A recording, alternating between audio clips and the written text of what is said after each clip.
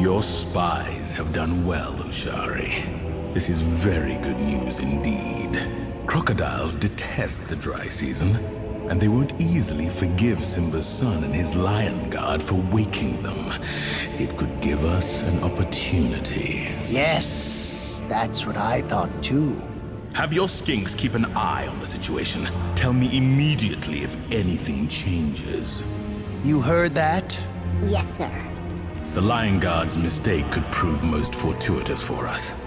Perhaps it will even lead to the end of Simba's reign.